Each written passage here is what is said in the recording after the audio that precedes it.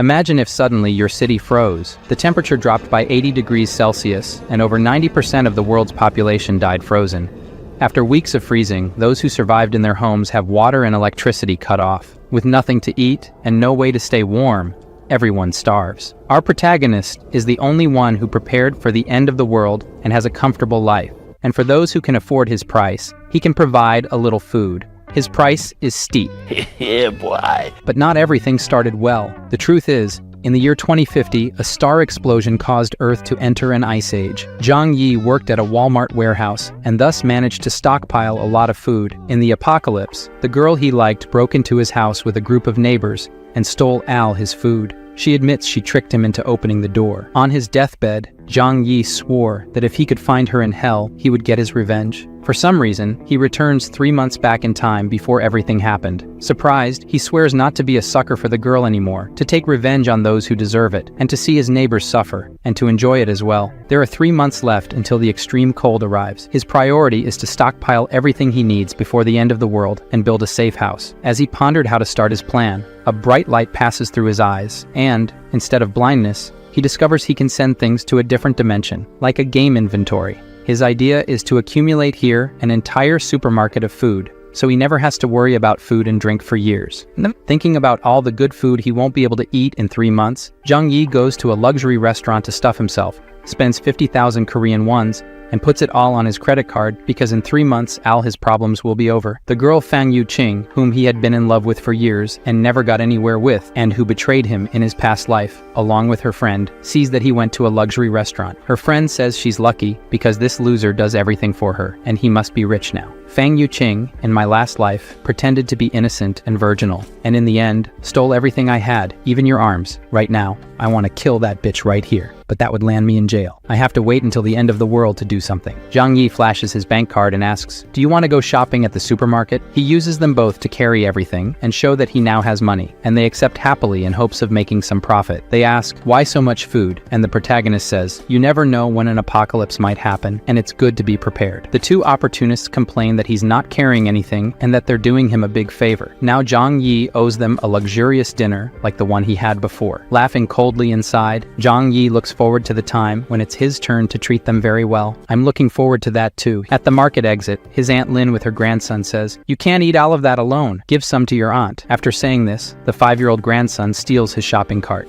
Zhang Yi takes it back. "Sorry, I'll eat it all by myself." The child starts throwing a tantrum, cursing at Zhang Yi. "I'll punch your teeth out if you keep this up." The kid starts crying immediately. Aunt Lin asks what he's doing, an adult fighting with a child, and says she'll buy the chocolate. She'll transfer the money later. He shows his QR code and says not later, now his old lady, pass it over now or go to the market to buy it. He leaves, leaving Aunt Lin angry. Arriving home, Fang Yuqing winked at him, and the two told him not to forget about them. "I slammed the door in those bitches' faces." After sending the two away, Zhang Yi put Al the purchased food in storage space to see if it spoils over time. He still has a lot to do, building an impenetrable fortress with heating devices and medical supplies. It would also be great if he could get some weapons. There are 3 months left until the Ice Age. By then, he has to sell everything he has as quickly as possible and get more. The next day, looking at the storage space, he checks the freshness of the food and discovers that living creatures cannot be stored, but the food remains as fresh as when he stored it. Knowing this, Zhang Yi picked up his phone and contacted the best local restaurant, ordering 500 full meals for delivery. He explained that he would be hosting a 3-day, 3-night feast, so he needed so much food. His next step was to find his property deed and go to the bank to mortgage his apartment. Considering that after the apocalypse, money would become worthless paper, Zhang Yi decided to take out a loan with his apartment as collateral. In 3 months, he would make the payment for this loan. The manager warned that the interest rate would be a bit high, but upon hearing this, Zhang Yi rubbed his hands together, indicating that it didn't matter if the interest rates were high. He got 9 mil ion and would pay 30 mil ion in 3 months or lose his house and car. Next, he went to the best security company. A business manager approached and asked if he needed help. Zhang Yi shared his idea of building a safe house for the apocalypse. The business manager presented various plans for the protagonist to choose from, but he was not satisfied with the ones presented. He declared that the house should be reinforced with aviation materials. The balcony should use bullet-proof glass, in addition to adding an air filtration system and a 360-degree blind spot-free monitoring system. The front door should be made of the same material as bank vault doors. Additional why, he asked the manager to find a way to obtain some weapons. The business manager was surprised by these renovations and the need for weapons. He could get everything except the weapons. Zhang Yi concluded that this would turn the house into a fortress. The final plan cost 8 mil ion, and after paying the deposit, he asked them to start the work immediately. Next, he needed to obtain some weapons for self-defense. He called the owner of a hunting club and managed to get some crossbows as weapons. As soon as he returned home, the 500 full meals he had ordered also arrived on several trucks. This caught the attention of many people in the neighborhood, as they were delivery trucks from a 5-star hotel, which would cost at least 1 mil ion or so. After some time, Zhang Yi's house was filled.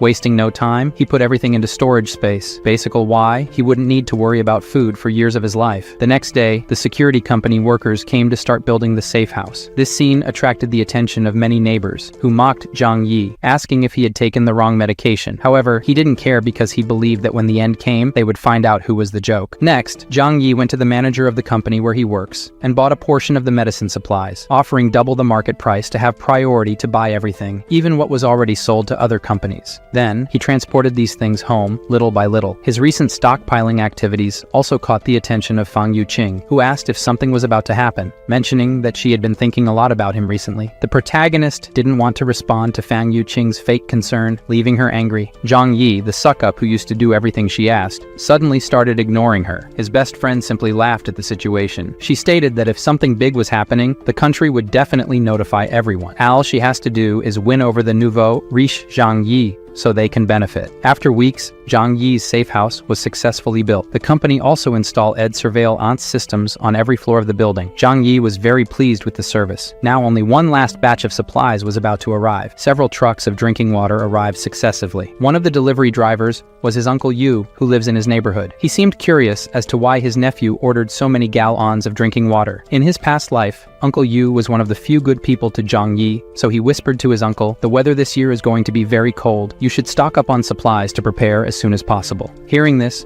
Uncle Yu didn't want to believe, but upon seeing Zhang Yi's serious face, he couldn't help but take it seriously. "Get back to work, you lazy bum." In the following weeks, Zhang Yi spent his days spending his money, stocking up more and more supplies, and training with the bow and arrow every day. With only 3 days left until the extreme cold, the weather was already abnormal. The final moment arrived. Zhang Yi, at his job, where he is the stock supervisor, made tea and invited his colleagues for a drink. After they drank, an hour later, they all passed out. After turning off the surveillance cameras, it's his time to calmly steal the resources from the Walmart warehouse: fuel, food, and equipment. He quickly empties the warehouse. One of the boxes caught his attention: cold resistance equipment that had recently been purchased by the company. They could withstand temperatures of -100 degrees. To complete his perfect plan, Zhang Yi also took a special sleeping tea and joined his colleagues. 2 hours later, he is awakened by his employee saying they are screwed, the warehouse was robbed, they took everything. Upon hearing this, he pretends to be surprised. How did all the warehouse products disappear? The manager calls him asking about the warehouse supplies theft. Knowing that the entire warehouse was emptied at once without leaving any clues, and even the cameras didn't see, the manager immediately accuses the supervisor of planning this crime with more people. Zhang Yi, nervously smiling, says he's not competent enough for that. Everyone is taken to the police station to give statements, but nothing is found out. How could they find out that the warehouse was teleported? After the interrogation, the police officer says not to leave the city under any circumstances, as everyone is a suspect. Maliciously, Zhang Yi says he won't even leave the house. This incident on December 10th made news in the city. No one can believe that tons of supplies disappeared without a trace in less than 3 hours. It was also on this day that heavy snowfall began in the sky. Zhang Yi knew this was the beginning of the cold apocalypse. 3 days later at home, when the shockwave from a supernova explosion brings catastrophe to the entire planet, the temperature starts dropping rapidly overnight. Looking at the heavy snow through the window, Zhang Yi says that this time the story will be different. The people in the apartment owners group were nervous, as it was the first time they had seen so much snow in the city. Observing everything in the building group, Zhang Yi knows that for many people, this was the first and also the last time they saw snow. In his past life, the heavy snowstorm lasted for 3 whole months and the temperature kept dropping, causing many people who had not stocked up on food beforehand to freeze to death. On the second day of freezing weather, the heavy snow at the residential area entrance had already accumulated to a height of 1 meter. Even if people turned the heater to the maximum, they still trembled from the cold inside the house. However, Zhang Yi, who had prepared several pieces of heating equipment beforehand, was comfortably warm and comfortable. After a good sleep, Zhang Yi was awakened by the noise of the phone. It was a call from the naughty Yu Qing asking if Zhang Yi knew about the temperature drop when he stocked up supplies every day in the last few months, and why he didn't even inform her, who likes him so much. Now she's freezing cold and eating instant noodles. Hearing this, Zhang Yi laughed and hung up the phone on her face. The damn girl got angry on the other side. She then shamelessly sent a text asking for food, and it wasn't even that way. Reading the message, Zhang Yi decided to troll a bit. He sent her a photo of a steak with wine, which she immediately recognized as top-quality Wagyu and a very expensive French wine. At that moment, the urge to have some became strong, and he asked her to eat it with him and drink wine too. Zhang Yi's response was, if she wanted, she could go to the market and buy it herself. Despite her anger, she calmed down, because she needed to please Zhang Yi to be able to go to his place too. After that, he just ignored her and went back to enjoying his meal. It was then that on the building's surveillance cameras on the iPad screen, he saw the show, Aunt Lin, who was the building manager, saying not to panic and not to fight over food. The extreme weather would last at most 2 or 3 days, and the neighborhood committee would help everyone through this. Aunt Lin warned that excessive hoarding of supplies is prohibited and would be reported to the authorities if discovered. However, one person spoke out against it, questioning how she could be sure that the heavy snowfall wouldn't last long. The surrounding residents also wanted to know, stating that if they didn't stock up on supplies now,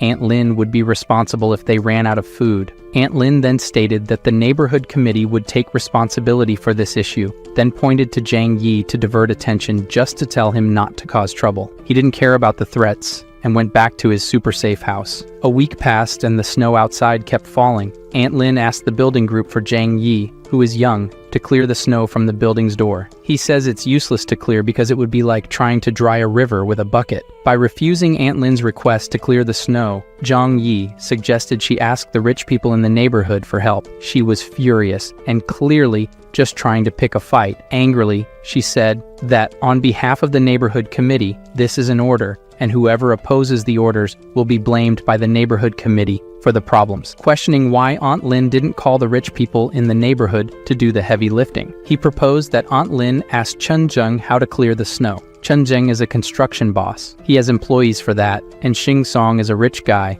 and can afford to pay if he doesn't want to help like everyone else. The authority of Tia Lin in the group was shattered, and upon reading the messages, Lin, cursing, decided to call both members of the group to clean the snow together, tagging them in the chat. Upon seeing the message, Chen Zheng immediately got angry with Tia Lin and with Zhang Yi for acting as if he owned the place. Xing Song sent an audio message in the group saying he was busy working hard and sent a photo to show how busy he was. Tia Lin was furious with the rich guy's response but didn't question anything. She just accused Zhang Yi of causing this confusion. Zhang Yi didn't bother and ignored the rest. Tia Lin was so furious that she called Zhang Yi personally to complain. He threatened her that if she kept talking nonsense and bothering him, he would kill her. Trembling with fear, she hung up and didn't say anything else in the group. While he was eating, a loud noise came from the front door, and Chen Jing outside shouted, "You were acting all high and mighty in the chat, putting others against me in the group. I'm going to kill you now, punk." Zhang Yi grabbed his bow and went to the door, while Chen Zheng was kicking.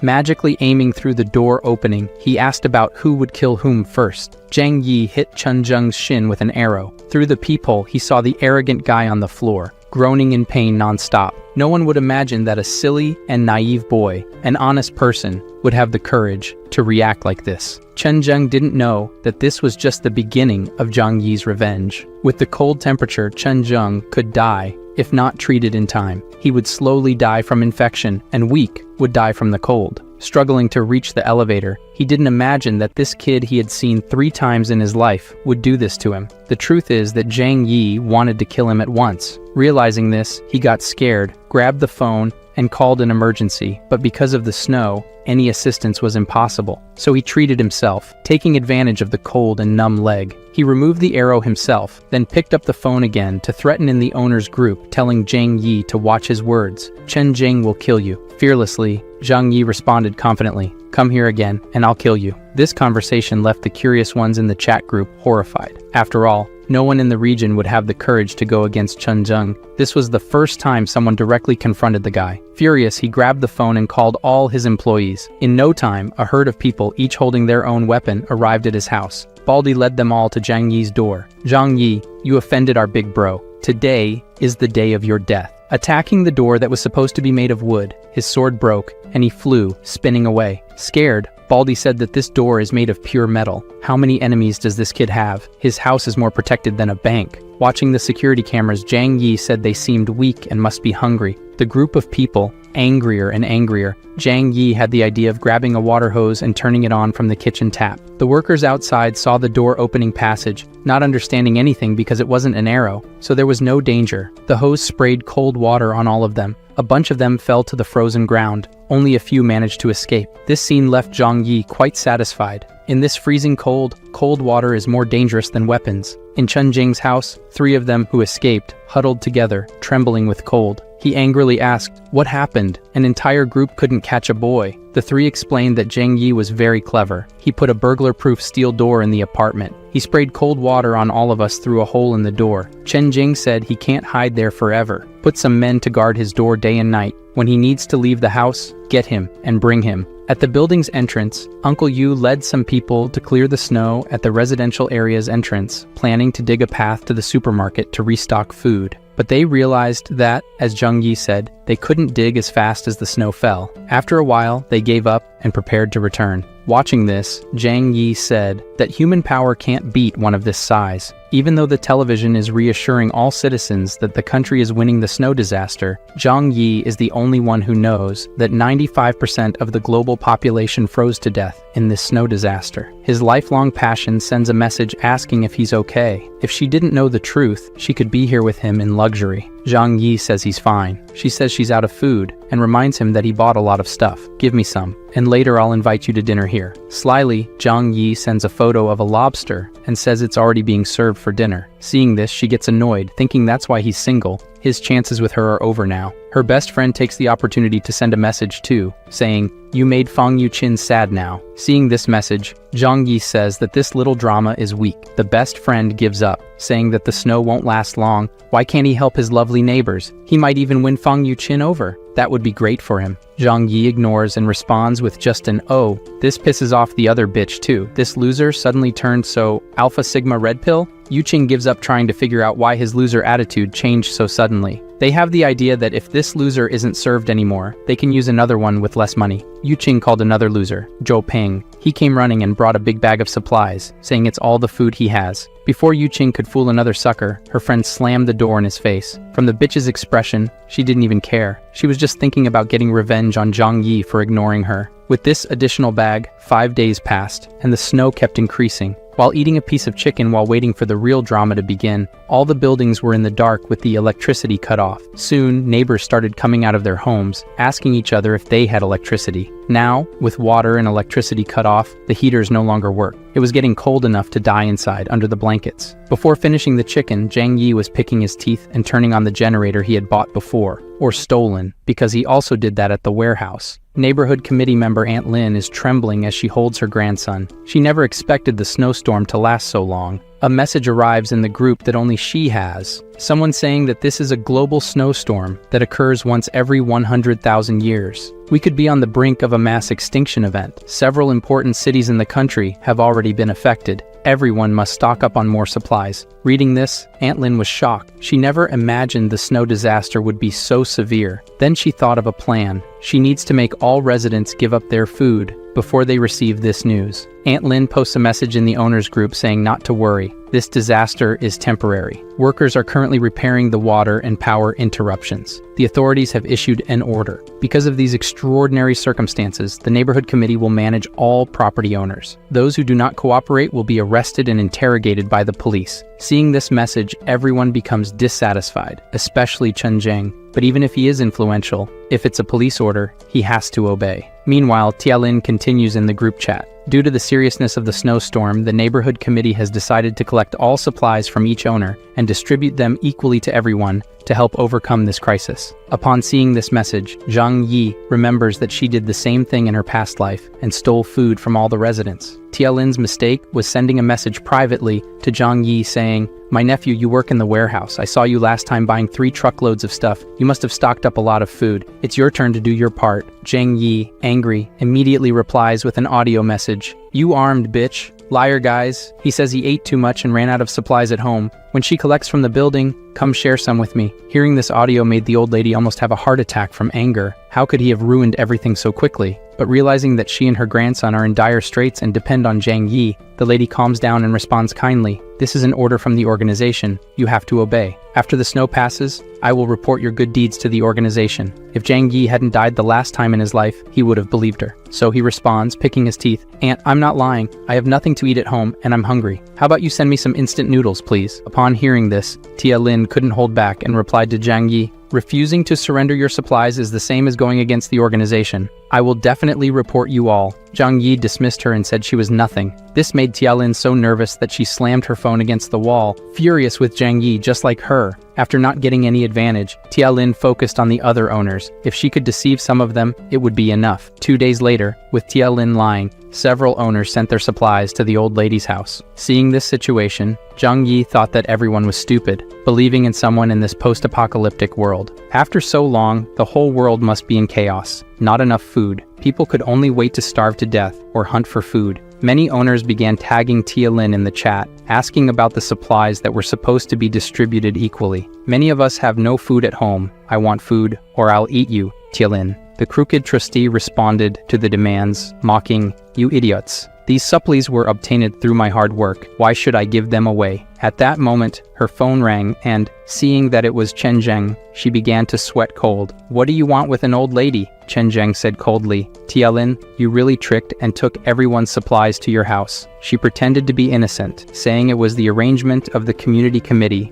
and that she was just doing her duty. Chen Zheng then said that this is perfect. 10 of them are waiting for her to distribute the supplies. Hearing this, Tia Lin tried to argue, saying, these supplies have not been sorted yet. Some owners have not yet handed in their supplies, so we cannot start distributing them yet. So, alright, Chen Zheng, along with his starving companions, stormed her house. There is no more law in this chaos, and he smacks the old lady in the face. Today, he will be the justice. Meanwhile, Zhang Yi watched everything on the surveillance cameras, calmly eating a sausage. He also had the idea to record the action at Tia Lin's house and share it in the building group chat. Seeing that they were going to take all the food and leave nothing behind, she tried to stop Chen Zheng. Some of the supplies here are the ones I personally stocked. Without these supplies, how will she and her grandson survive? Chen Zheng said, fuck it, and kicked the old lady. The grandson, in shock, grabbed a bread knife to defend his grandmother, and he stabbed a guy's dick. After feeling the pain, the worker kicked the boy in the chest, while others laughed at him. Chen Zheng didn't show concern for this, and even said that this is what she deserves for deceiving us. We are just delivering justice. Through the residents group, watching everything, they also applauded and enjoyed it. You old liar, that's how you deal with scammers. They thanked Chen Zheng. Seeing these messages, Zhang Yi said that these idiots don't understand the real problem. Today, Chen Zheng invaded old lady Lin's house. Tomorrow, he may invade yours. But since all of this doesn't represent a risk for Zhang Yi, he says he doesn't care. His steel door will never fall to these guys. After a while, Tia Lin was asking for help in the residents group. Does anyone have hemostatic drugs, wound medicine, and antibiotics? My grandson was shot by Chen Zheng. Dr. Xiaohu urgently needs these medicines for the grandson's surgery. Upon hearing this, Zhang Yi's eyes widened. Dr. Xiaohu was a kind doctor in his past life. Here we see why his eyes are turned in different directions. Tia Lin made an appeal for medicine, promising gratitude to anyone willing to provide it. But all she received was a lull from the residents. No one wanted to believe or help. Zhang Yi, seeing this, just thought it must be karma. Outside, the snowstorm lasted for over a week, paralyzing practically everything with snow, covering the entire ground floor. Even if the boy was saved by the doctor, would he live without food? Many people have heard from the news that this was a global snowstorm that occurs once every 100,000 years. The whole world was almost buried in the snowstorm. In some northern cities, the temperature dropped to less than 100 degrees C. Many residents who tried to evacuate to the south ended up freezing to death on the way. In the residents group, Tia Lin started asking for help again. My dear grandson has been hungry for 2 days. He's just a child. Are you going to sit there and watch him die? She was willing to pay for the supplies. Seeing this, the residents started selling packs of instant noodles for $2,000, and then they helped her grandson. Zhang Yi, as always, watching everything, found it amusing. People don't understand the apocalypse in front of them. Soon, they will have to eat money. As a rich person and knowledgeable about things, Xingzong started buying food from everyone who sold it for a lot of money. He knew very well that you can't eat money in this apocalyptic world. A single mother made an appeal for help in the group as well. Her daughter was about to starve to death, and she hoped everyone could help her. Zhang Yi says that this woman in his past life, with her daughter, survived for a long time, so it's all good. It had been 10 days since the freezing. Zhang Yi, as always, was at home, enjoying the comfort. At this moment, the phone rang. Seeing who it was, he chuckled. He opened the video call and said they seemed thinner. So are they eating well? The sight of the chicken made both of them drool instantly, and they asked why he still has so much food at home. And with this cold, why is he sweating? Mockingly, he says he has a fireplace at home. It's very warm, and he jokes that he's even thinking of going for a run outside to get some fresh air. Yu Qing, drooling over Zhang Yi, saying he's amazing, asked to take a bath inside with him. Without thinking twice, he rejected the invitation and even made a joke. The girl instantly became angry at Zhang Yi's words. It's okay if you don't want to help, but mocking them is not cool. So, is that how it is? You still think I'm a loser? Zhang Yi asked. If you want food, go find your rich boy. And he hung up the call.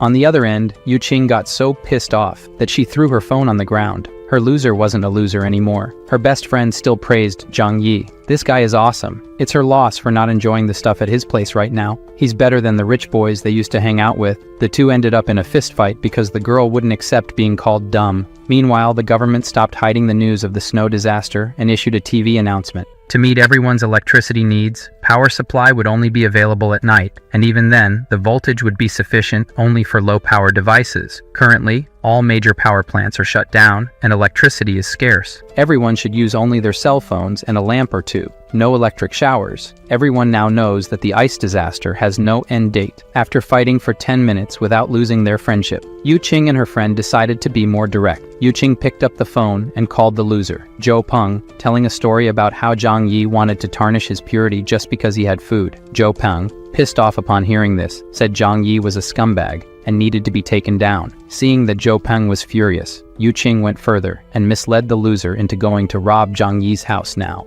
In no time, the three of them were at his door, each with a kitchen knife hidden, knocking. Watching everything through the cameras, Zhang Yi saw the ultimate loser and knew none of them had any idea about the cameras. They knocked and asked to exchange the medicine they had for food. Angry at their attempt to trick him, Zhang Yi decided to be aggressive. Grabbing the hose to spray water on them and end the problems, he changed his mind when he saw the accumulated trash can. His idea was obvious, but magically, I don't know how, he with the hose sprayed sewage on the three, leaving everything full of garbage and saying that's the food they deserve, they can eat. Zhou Peng, furious, struck the door but didn't scratch it. His hand was hurt. Laughing it off, Zhang Yi said through the speaker that the door is made of steel and they can't open it. After a while, Zhang Yi gave up on them and went to sleep. However, he suddenly woke up to the sound of a gunshot. Even though he knew that sooner or later the law of the jungle would be put into practice, the sudden shot still startled him. Checking the surveillance camera images on the tablet, he realized that Chen Zheng and his employees were going from house to house, stealing supplies. Many met the same fate he had in his past life during the apocalypse. He even sent photos of what he could do to the building groups, and claimed that he now controlled all the buildings. Watching the situation through the surveillance cameras, a new group was formed,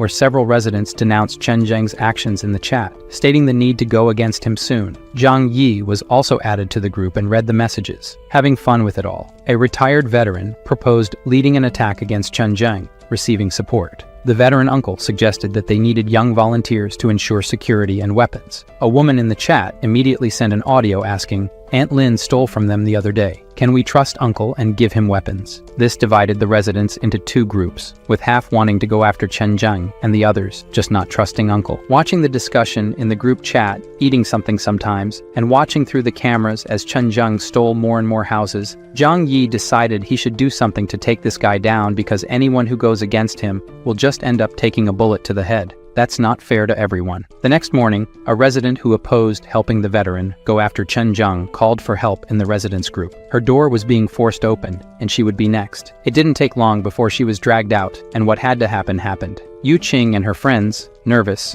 realized they needed a plan to be the next ones to be broken into. The girl's idea was to spread the news that Zhang Yi had a stockpile of supplies and gather everyone to join forces to take over his house. They added him to the new group so he would know, but Zhang Yi didn't care and said it's okay. They argued that he should join forces with the four to protect themselves from Chen Zhang. Zhang Yi's response was simply to leave the group. This change in Zhang Yi's attitude left Yu Qing and the others astounded. How could this loser from just 3 months ago now be so firm? They began discussing how to break into Zhang Yi's house and steal his fortress. The smart glasses guy says to open the door. His friend here knows how to pick locks. They decided to try to break the lock and placed umbrellas so they wouldn't get showered with water or garbage again. Zhang Yi, watching through the surveillance cameras, activated the high-voltage defense feature. The clever lockpicker had just admitted that this lock couldn't be opened. The kid practically exploded in shock and died. Seeing this, Zhang Yi felt no remorse for killing these guys. The smart guy with glasses pointed to the door, cursed Zhang Yi as a damn monster, and told him to get out now. Hearing this, he just laughed, grabbed his crossbow,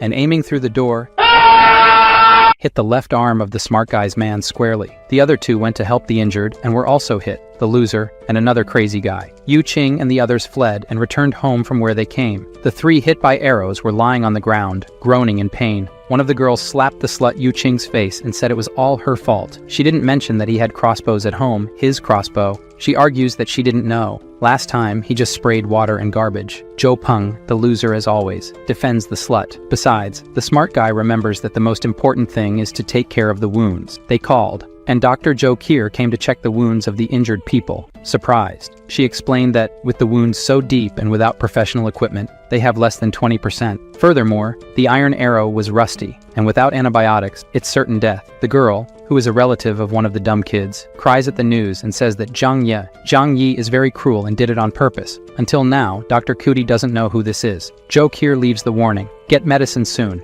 If they remove the arrows now, it's over for them. The smart guy with glasses, at this point, must have gone crazy and said Zhang Yi must get the medicine for them. Yu Qing, thinking for once in her life, remembers that Zhang Yi suddenly changed a lot and started stocking up a lot of stuff at home. She tells the others that Zhang Yi does have medicine because she saw him stocking it before. Furthermore, no one here harmed him. They just wanted to rob his house. But since they failed, and only they got hurt, it's his fault. From the corner, there Zhou Kier, listening to everything, just thinks she doesn't know this guy, but they deserve to die anyway. The other girl blames Yu Qing for everything, and forces the slut to figure out how to convince Zhang Yi to give medicine to everyone. This time, even the loser agreed. Without the medicine, he would die too. The plan now was to try to call him, which he answered easily. She is crying on the phone and says the boys are dying, and if he can help, Zhang Yi just asks why he should. Everyone has to die sooner or later. The crazy guy's sister takes the phone to say it's his duty to help, because he injured the guys, and they were rusty. Zhang Yi then says that he used arrows like that, just for them to die anyway. To add insult to injury, he even says he won't help, but Yu Qing can come live with him. At that moment, the girl takes the phone back and says yes, he's yours from now on. Do whatever you want with her, says Zhang Yi. Her blood-sucking friend says to take her too. Zhang Yi says, just come, you can come now. He starts running right away to go. Her friend tries to pull her, and she just gets a push. Get away from me, you bitch, the cousin of one of the boys says, then gives her another slap in the face and calls her a schemer. As always, the slut looks at Zhou Peng, too much of a loser, and asks for his help. He has to make them let her go and be happy with Zhang Yi. She also says that Zhou Peng is a good man, but he's poor and weak. Zhang Yi's brother is the one who can make her happy now. The kid even falls in pain now. She bolted, trying to go to Zhang Yi's house, but the others stopped her. The reason is that everything is her fault, so Yu Qing doesn't have the right to thrive alone. Dr. Zhou Kier reminds them again that without medicine, it's certain death, and leaves. One of the injured kids, the smarty there, says they should go ahead with the plan to spread the word that Zhang Yi has plenty of food. The smart one says that when Chen Zhang and the others take Zhang Yi's house, they can get medicine. Yu Qing is against doing this to Zhang Yi's brother. The other girl makes it clear that if she opens her mouth, she'll lose her teeth now. Zhou Peng is against hitting the bitch, but says to her that this plan is the only choice. They posted in the building group the photos and videos that Zhang Yi sent. He really has a lot of food. Seeing the message, Chen Zheng drools and says, that's perfect, I can get revenge for the leg. In the residence group, people asked Zhang Yi to distribute his supplies to everyone. Others asked for just one meal. Aunt Lin asked for food, and another mother in the group asked him to be her son's godfather. Seeing these requests, Zhang Yi sends an audio message to the group. I'm eating those listening. He really said he wouldn't feed animals and wouldn't help anyone anyway. Ignoring them all, Zhang Yi looks at the snow falling outside the window and thinks, staying home every day is boring. It would be nice to use the snowmobile stored to take a ride around. Suddenly, the phone receives a message from Dr. Jo Kier. She says her medicine and food ran out, and if he wants to negotiate. In her previous life, she died because she gave her last food to a mother with a hungry baby, and she starved to death. Zhang Yi remembers her as a good person, but says that the smarter the woman, the more dangerous she will be. Zhang Yi doesn't want to leave anything to chance and end up dying again. He replied, I can provide supplies, but you need to trade something for them. Seeing the message, Jo Kier says he can give her food for participating in a consultation with her. Look how cute she is, thinking she doesn't even know this guy. And now, Zhang Yi says instead he can provide medicine and food, but she needs to do him a favor. Zhang Yi needs her to be his spy and inform him of the residents' plans. The deal is that, accepting it or not, it's her choice to follow the crowd and die like everyone else or stand by his side. She wonders for a moment if this is right, but decides to accept. The first step is taken, guys. Our Zhang Yi has a lot of food, but lacks food, doesn't he? Then the smart guy with glasses sent a final threat. Zhang Yi, where are you? Last chance, are you going to deliver the supplies or not? Seeing the message, Zhang Yi trolls in the group, saying that his food just ran out. The wounded smart guy threatens him, and soon, Chen Zheng makes a group without Zhang Yi, planning to join together to steal everything he has. Jo Kier and Uncle Yu are in the group and decide to warn Zhang Yi about it. With that, Zhang Yi is sure that Dr. Jo Kier was cooperating with him. Zhang Yi tells her that he has plans to defend himself, just don't be with the herd. It was 2:30 in the morning when a group of armed people marched home, shouting that they had to kill the selfish one. They hammered the door with all their might. Seeing this through the security cameras, Zhang Yi turned on the high-voltage device. Those who were close were electrocuted and died. What a pity. The others were scared and wanted to flee. However, as soon as they turned around, they were blocked by Chen Zheng and his gang. He ordered them to continue breaking the door, or they would die. To motivate the residents, the smart one with glasses said that now they have to kill Zhang Yi to avenge the neighbors he just killed. Besides, inside there's a fireplace and plenty of food. Encouraged, the residents grabbed a wooden log and continued trying to break down the door. Zhang Yi, after some time drinking wine, decides to help them. He took out his sound system, played action music, and said that this was to motivate them. Listening to the music and with more anger, 20 minutes later, the door was only scratched, and the guys were fainting from hunger and exhaustion. The residents, who didn't even know the door was made of steel, were puzzled. One of them goes there to inspect with a magnifying glass and says it's the same material as bank vaults. A door like this, not even a tank could knock down. Zhang Yi, on the other side of the door with his crossbow ready, only aimed well at the throat.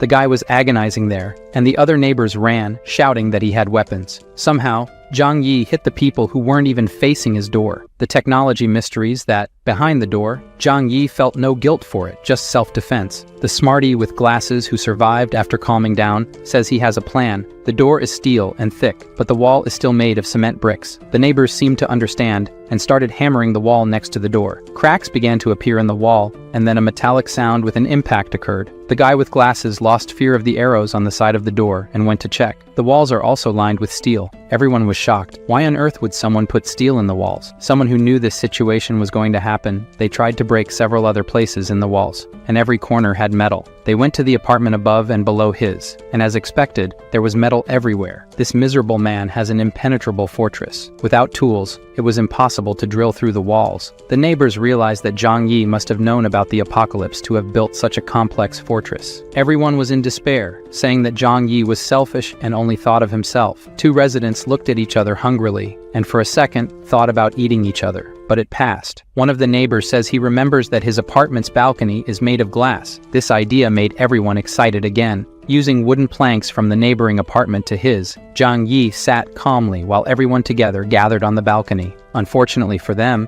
the glass was bulletproof, and they couldn't even scratch it. To help them warm up because it's very cold outside, Zhang Yi took a Molotov cocktail and threw it into a hole in the wall, which soon fell from the ceiling on their heads. In the element's view, it was 1 second of terror, and then many of pain, catching fire completely. In agony, he jumped from the balcony. The fire spread, and everyone else was also protected against the cold, while Zhang Yi watched everything. The others tried to go back to the apartment next door. However, the others didn't let them, for fear of burning themselves too. They fell off the planks, and any of those who didn't fall took the opportunity to warm up a little. After a while, the repentant residents returned to his balcony in front of the glass, begging for food. As in his past life, they ate. He doesn't even feel sorry for them. Hess shows them warm pasta to see them drooling. He even puts it on a table right in front of them. Jiang Yi then told them that for whoever brings Chen Zheng's head will receive food for a week. Hearing this, everyone looked eagerly at Chen Zheng in the neighboring apartment. Even those who were behind him heard Jiang Yi's words. Killing Chen Zheng means food and drink for a week. Chen Zheng even locked the door with everyone's gaze, but before he could get closer, his men and the gun in his hand stopped him. At this point, Jiang Yi put the reward notice in the owner's group. Anyone who could kill Chen Zheng would receive a week of food. The next morning, the skinny ones were waiting to ambush their food. Even if he had a pistol, they could surprise him. Chen Zheng and his loyal followers were attacked from behind, but the result was that both were lying on the ground. The boss ordered them to be stored as food, and one of his men saw that the boss was wounded in the back in this attack. Chen Zheng called Zhou Qi to come treat his wound. Soon she was doing the dressing and said it wasn't for free. Chen Zheng says she can eat with them. Seeing what the soup everyone was about to eat was made of, she says she prefers to starve to death. Chen Zheng at least says that she would be the last person to become food in this building. Ignoring this nonsense, she tried to leave. However, Chen Zheng said that only after he was healed could she leave. She sat in the corner of the room while the men resumed discussing their plans to get Jiang Yi. Man, look at how far human beings go in extreme situations. If Chen Zheng hadn't been injured and still needed her, I bet he would force more things, you know? She, after hearing the plans, said she was going to the bathroom, but she was actually there to tell Jiang Yi what she heard. Later, Chen Zheng's men went to the neighboring apartment to get food and steal. They let them in and didn't imagine the food was for them. With a blow to the head of the couple, they killed them, but to make sure, they hit more. Chen Zheng tells our doctor that he can't have predators around his house, as they might try to hunt him down. Zhou Qi is starting to see how things are. In the house where the friends of the slutty Yu Qing are, they had to remove the arrows without any medicine. Everyone has serious infections. Maybe the cold is taking away some of the pain. Zhou Peng asks his cousin to try to convince Jiang Yi one more time, but she says it's useless. There's no way. Days go by, and Jiang Yi only eats and sees Chen Zheng afraid of being ambushed again. As he eats more and more, Jiang Yi calls Zhou Qi to ask about her situation. She says Chen Zheng went crazy. Everyone's food ran out. They're invading houses every day to kill everyone and search for food, besides keeping the dead for later. She hasn't eaten anything for days and asks if he can save her. He thinks for a moment that she's very useful for being a competent doctor. In the post-apocalyptic world, doctors are treasures. So, Jiang Yi says she can come to his house after doing one last thing. A while later, Zhou Peng goes to pound his door, desperate. He says his love, Yu Qing, is starving. He went to Jiang Yi's door, asking for food for the girl who used and rejected him.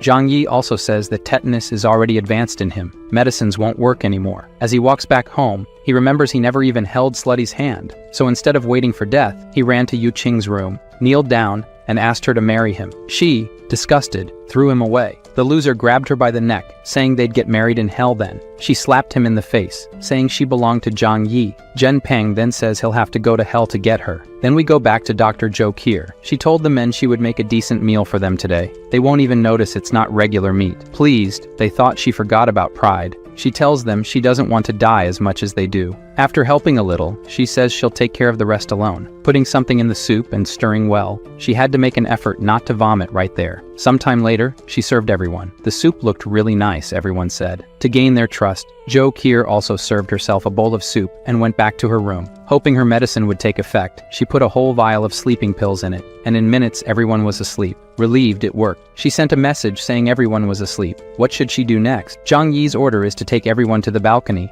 He was watching everything from the other side. Feeling cold, she asks if he intends to kill them. Hearing this, he threw a rope and said, "It's more or less that. She should tie everyone to the balcony railing." She says he could at least help, but he says she's the one being tested here. Tying everyone to the railing, she grabbed Chen Zheng's gun. Worried, he warned her to remove the magazine and throw the gun at him. She even tried to bargain if she should trust him, but with the argument that it's her only choice. Zhou Qi obeyed and threw the gun at Jiang Yi. After receiving the gun, he examined it, confirming it was the same one Chen Zheng used. Then he went back to the room, grabbed a water hose, and from there, he threw water onto the balcony, without even warning Jo Kier. She entered the apartment while the water was falling, and in a short time, Chen Zheng and everyone else woke up screaming. Looking at their hands and feet tied together, he realized he had been drugged. All he could do was curse Zhang Yi a few times. After a few sprays of water, Chen Zheng turned into a popsicle. Dr. Jo Kier, too weak even to stand up, calls and says it's all done. After a few minutes, our beautiful doctor was at Zhang Yi's door, observing through the cameras. Even though everything has gone well so far, he wanted to make sure there were no risks. She should open the heavy door and enter while he pointed the gun. She finally entered and fell to the floor. Just the warmth inside the apartment was good enough. Approaching from behind, Zhang Yi says it's not over yet. He has to make sure they're not hiding anything from each other. He has to be sure of that, and she knows how to do it. Blushing, she knows what she has to do.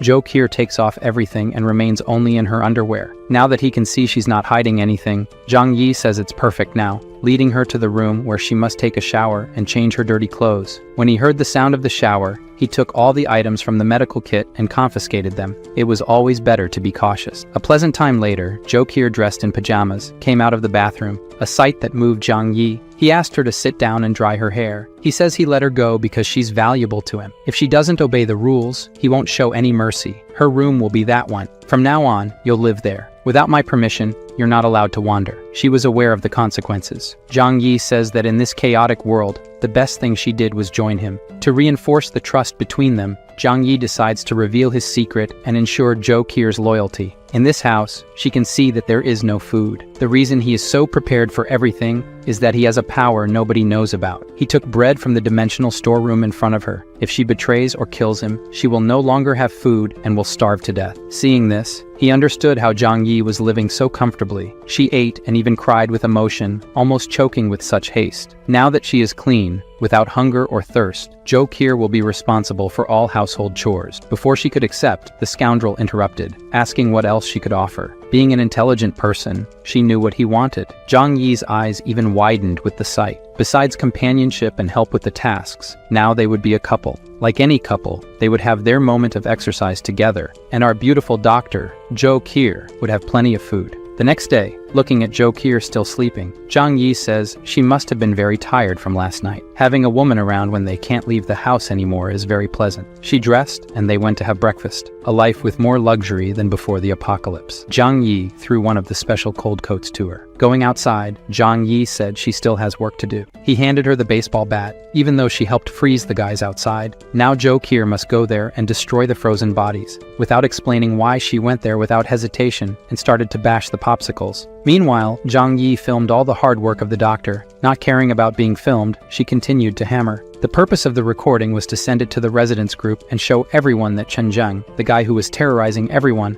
is now in pieces. The people in their homes didn't even think to criticize or ask why the doctor was there. They just praised and celebrated. Pleased with how things turned out, Zhang Yi received a call from Yu Qing. Zhang Yi says he didn't know she was still alive. The girl with a crazy look says she heard about Chen Zheng's death and is now ready to be his woman, and that he must be with Jo Kier because he thought she was dead. Her friends behind her were ready to kill the girl, and they both heard the screams from the other side. Zhang Yi took advantage of this to mess with her mind even more, sending a picture of Jo Kier saying that she was his fiancée. When she saw the new message, she broke free from the two girls and ran to the phone, just to see Zhang Yi and his girlfriend. The girl went insane, saying that she loves Zhang Yi more than anyone. However, Zhang Yi threw it in her face that she doesn't matter, and who he loves is the one with him now, and hung up. The poor girl's friends didn't even want to hit Yu Qing anymore. Their anger was at the girl going to live with Zhang Yi and them getting screwed, but now they're screwed together. Satisfied with how much she suffered, Zhang Yi asks his little girlfriend if he was too cruel. She says that whether he was or not doesn't matter. He has his reasons. She also heard of him for the first time when she went to help the two girls,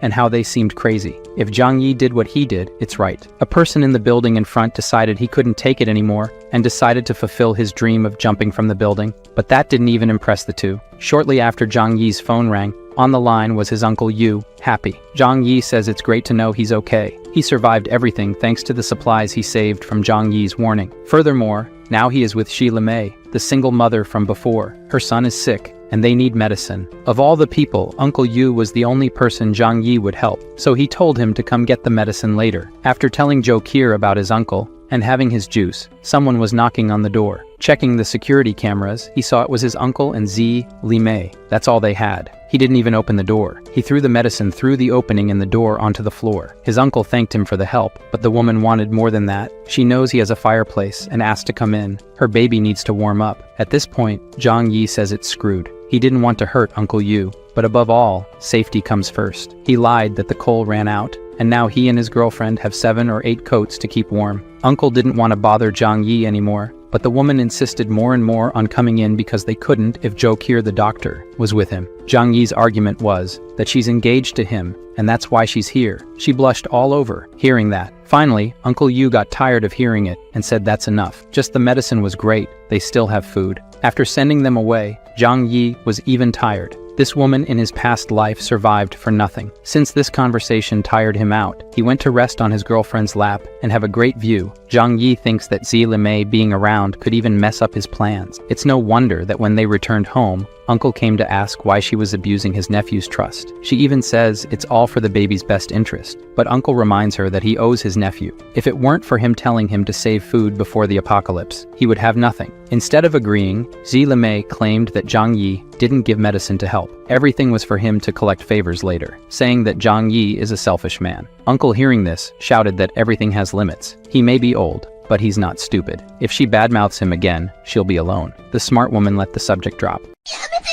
The following morning, people from another building dug a tunnel under the snow to Zhang Yi's building. Everyone they encountered was seen as enemies, and the first unlucky one received a single shot and flipped over. They were aware of the sturdy door and brought dynamite to open it. One of them lit it, ran, and the damage from the explosion was done. The absurd noise of this explosion woke Zhang Yi up, and he quickly went to check what was happening. Through the cameras, he saw construction workers who lived nearby. They came to check, certain that the explosion would destroy the door, but nothing happened. Angry at this attempt to take what he had, Zhang Yi retaliated maliciously. A grenade simply solved their cold problem. After warming them all up, Zhang Yi used his Glock and put several to sleep. His bullets were running out because his ballistic supplies were few, and this confirmed to him that people from other buildings must know about his stockpile and are coming after it too. These explosions and shots left our lovely doctor frightened. After all, there's only one place in the world where it's normal to hear these noises every day. Embarrassed, she disguised it and went to do her job. Now it was clear to Zhang Yi that he should take action. In the residents group, everyone was asking about the noise from before. Zhang Yi, smart as always, said it was residents from another building who tried to blow up his house and were soon going to rob the others, but he kicked them out of the building and some from this life. Everyone thanked Zhang Yi for this. He called his uncle to get more information. This group that came now is from building 26 and is led by someone named Huang Tianfang. The uncle's information is that he did the same thing Chen Zheng did in this building, overturned the residents, took control of the place, and also stole food. Zhang Yi made it clear to his uncle that he overturned many, so they will come back for revenge and try something, so they must unite the neighboring residents and defend themselves. Then, speaking only with Zhou Qi, Zhang Yi said that the neighbors, if given the chance, will stab him in the back. She must take on the mission of gathering information about the other buildings groups together with Uncle Yu. Only 2 days passed, and now she was dressed as a maid and reporting everything her intelligence service found out. Stop looking in the wrong place and pay attention. Zhou Qi explains that the strongest groups dominating the neighborhood are the group from building 26 that came here 2 days ago, and another group from building 21. Still, a group from 2 other buildings must have strength, but they haven't done anything yet. With just this, Zhang Yi deduced that the residents of the other buildings have already turned on each other instead of uniting and are no longer a threat. Grateful for the good work, he tells her to continue collecting information, and for some reason, she blushes, perhaps thinking something else would happen. The same group from building 26 returned to the building, and this time they started overturning people from the other apartments in the building and left the message that until Zhang Yi leaves, all the building's residents will die. Soon, this news spread and disrupted our couple's exercise. The building's residents were demanding that Zhang Yi take action. Seeing this, that anger returned. He sent texts and audio messages saying that everyone's life means nothing to him, and they must defend themselves alone. Shortly after, Zhang Yi called his uncle, saying that now it's his turn to shine. In the building group, he said that the gang from building 26 is only 20 people. If they join forces, they can fight against them. Speaking, everyone agreed that they had to do it. He also said in the chat that he hasn't been eating well for days. The only one who is young, strong, and well-fed is Zhang Yi. He is the only one with the strength to lead everyone. With this, Zhang Yi sent a message in the chat that he can help everyone face the rival building as long as everyone follows his orders. Everyone said they accept following orders that don't endanger their lives. Calm in his home, eating better than us. Zhang Yi says they'll have to take the risks. Yes. Otherwise, they should just wait for the group from building 26 to come and kill everyone. With Uncle Yu on one side encouraging them to agree to follow Zhang Yi, they accepted to obey. To motivate the hungry, he mentioned that there are vehicles that can travel outside in the snow. If they confront the group from Building 26, he can fetch food for them. All the neighbors agreed to obey everything, even the most dangerous things, hoping not to be killed by the neighbors, and mainly to gain food. Now everyone agrees to put Zhang Yi as the leader of the building. Now that everyone sees him as a savior, Zhang Yi will make his first exploration outside. With his special cold vests and clothes, he won't have any problems. When Jo Kier was about to say she would go with him, Zhang Yi said no. She should never leave the apartment, and he trusts her 100% to stay here without him. But as soon as he leaves, the scoundrel snaps his fingers and makes all the supplies in the apartment disappear. He descends to the 4th floor of the building, and through a window there, he manages to jump outside. So, the snow is already 4 stories high. Anyone who tries to walk here, ignoring the cold, would sink into the snow somewhere and perish. Fortunately, he had stored a snowmobile in his dimensional space. Someone in one of the buildings saw the scene. I don't know if they saw him pulling a snowmobile out of nowhere or just saw him riding it. Sometime later, he reached where he wanted to go, the Tianhui City Police Station. Breaking the glass, he entered without difficulty. His goal is to get more weapons and ammunition. Deeper into the police station, he found the officers on duty, without warm clothes or heaters. The first night of freezing was the last for them. Zhang Yi shows his respect for the officers and says they were once the heroes who protected the city. As he covers the bodies, he finds the keys to the place. With them, he can open everything here, even the weapons room. Upon entering the place, it's heaven for many people. There are all kinds of weapons and ammunition to choose from. He just put everything into his dimensional loot space. Zhang Yi says that now he needs to get food for his cannon fodder. He returns to his snowmobile and walks to where the shopping mall should be. Digging into the ground, he found the ceiling of the place. Breaking the glass and walking through the place, he stole everything that could be useful. In the supermarket, all the fruits were frozen solid by the cold, as were the meats, but this would serve those who don't even have land to eat. He threw into the bags what could be salvaged and returned to his snowmobile. Upon returning to his building, the leader of Building 26, watching him manage to go out and get food, was green with envy and eager to steal that snowmobile. Furthermore, all the residents of the building who heard the noise of the snowmobile also saw it. Uncle Yu saw that his nephew managed to return with more food. He was delighted. Zhang Yi made it clear to everyone that it was extremely difficult to go outside in such cold weather and find food buried in the snow. Uncle Yu shouted, calling Zhang Yi a hero. With this spoiled food and the gun in hand, he ordered that everyone who chooses to take food must be ready to obey his orders. The residents of Building 26, as expected, came after, saying to hand over the food or their lives. His first order was that right now, they will steal their food, go there and eliminate them. Everyone who makes a kill will receive food for 5 days. Just hearing that they could get 5 days worth of food, everyone went crazy and attacked the gang member from Building 26. They couldn't understand how the weak and fearful people suddenly went so crazy. They were overwhelmed. Zhang Yi and his fiancée watched everyone defeat the enemies and celebrate their victory. Some who survived fled back to Building 26. And the wounded on our side, Jo Kier knew she could save them, but she knew she would need to spend medicines and food just out of kindness. She also gave up because she knew Zhang Yi wouldn't allow it. I ask here now, do you think Zhang Yi is a villain or just an anti-hero, or, I don't know, just does what it takes to survive? Because from now on, he starts to use all people in a very cunning way. He gathers everyone and congratulates them. Those who were MVP and had the most kills received their bonuses. This was premeditated to encourage everyone to strive for him. One by one, they obeyed the guy with a gun in hand and owner of the food. No one had happiness on their faces. But when it was the turn of someone Zhang Yi saw slacking off, he scorned and kicked a candy to him. He complained that this wasn't fair because he would only receive that. Zhang Yi questioned if he had the courage to complain still. The guy did nothing and just stayed behind, shouting and attacking. Those who received less food and were sad are now happy to know that there are worse off people. Trying to argue, Xu Hao said there were many people fighting and he couldn't find a way to join the fight. Zhang Yi made it clear he didn't care. Only results matter. Angrily, Xu Hao insisted that Zhang Yi was treating him specially. So Zhang Yi gave the order and 2 neighbors held the discontented guy. He just shouted, asking what happens to those who disobey the boss's orders. After making it clears what happens to those who complain, the guy taken as an example had the candy in his hand. Zhang Yi stepped on it, grabbed the candy and the poor guy's hair, and made it clear that work equals food. No work equals no food. He ordered Jo Kier to store the rest of the supplies, since everyone had taken their shares. In the middle of the crowd, he heard a familiar voice. Fang Yu Qing and her bloodsucker friend were dragging themselves underneath. They said they hadn't gotten their food yet, and if Big Brother Zhang Yi hadn't forgotten about them, Zhang Yi, humble as always, said he hadn't forgotten about them. Jo Kier stored the food, because there wasn't enough for the 2 of them. Fang Yu Qing, crying, asked why he didn't like her anymore after all these years. With a slap, he told her to get away. He never liked her, and is now engaged to the wonderful Jo Kier. One of the women said that she was a gold-digging slut. Zhang Yi agreed agreed, saying she always deceived rich boys to take their money. The guy, who had just been humiliated, said she had used him many times before. Then the other men said that if they had known she was selling herself before the apocalypse, they would have taken advantage too. After being humiliated so much, she fled. For some reason, two men grabbed the bloodsucker friend and dragged her somewhere else. By their expression and covering her mouth, I imagine they went to feed her. For her, Xu Hao, for telling about Fang Yuqing, received something better to eat and now swore he would do better for the master. After the show,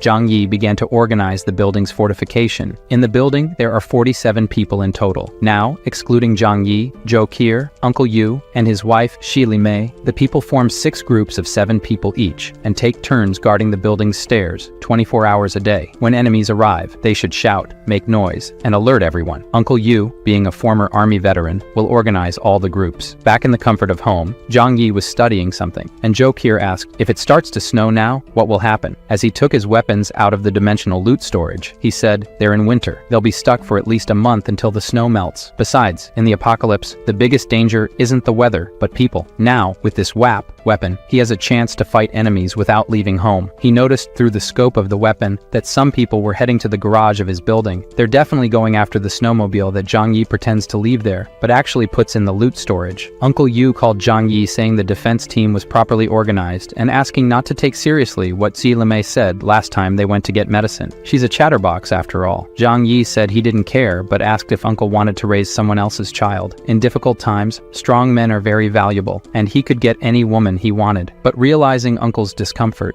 Zhang Yi said Xi Limei is also a good woman, and if that's the case, he should knock her up too. However, Uncle said that in an apocalypse, one shouldn't think about that, and now he'll go back to work. Zhang Yi told Zhou Qier that these matters of children should be thought about calmly. In the tunnel they dug, some people from Building 26 came back secretly, planning to make hidden thefts. The first of them almost got a beating. The guard shouted enemy attack, and a brawl started on the stairs. The group from Building 26 didn't count on the fact that now Zhang Yi's building was so well protected, and the survivors fled. Outside, enjoying the good life, Zhang Yi saw the enemies fleeing and said he was really in the mood to shoot some, taking his WAP from the loot storage. Through the scope, he could see perfectly, with an absurd calmness, even knowing the result of pulling the trigger. One of the fugitives got a shot right in the head, and the others, realizing what it was, ran even more frantically.